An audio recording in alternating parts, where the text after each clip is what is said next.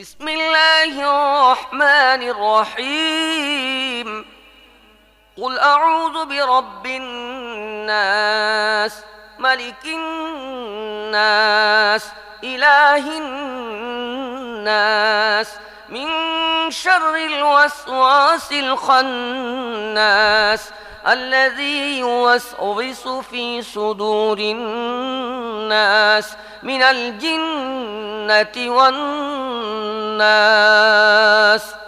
صدق الله العظيم বিসমিল্লাহির রহমানির রহিম।